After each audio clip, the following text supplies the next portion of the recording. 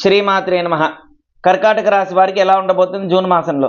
కర్కాటక రాశి వారికి జాతక పరంగా చూసుకుంటే నవమ స్థానంలో శని ఉండటం వల్ల యోగ్యం భాగ్యస్థానంలో శని ఉన్నాడు కాబట్టి మన కర్మానుసారంగా కర్మ ప్రభావం చేత మనకి జరిగేది అంతా కూడా జరుగుతుందన్నమాట. మంచైనా చెడైనా కర్మ ప్రభావం చేత జరుగుతుంది. ఎందుకంటే మనకు భాగ్యాన్ని ఇచ్చేది శనే కాబట్టి మంచి యోగదాయకంగా ఉంది. కొన్నిట్లో విజయాలు సాధిస్తారు, కొన్నిట్లో అపజయాలు సాధించే అవకాశం ఉందన్నమాట. కొన్నిట్లో ధన సంపాదన పెరుగుతుంది.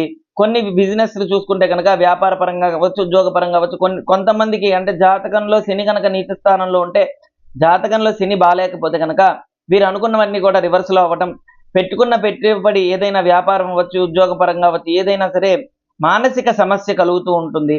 అనుకోని సమస్యలు ఎదురవుతూ ఉంటాయి. అనవసరమైన విషయాల్లో ఎక్కువగా చింతన ఎక్కువ అవుతూ ఉంటుందన్నమాట. చాలా జాగ్రత్తగా ఆచితూచి అడుగేస్తే మంచిది.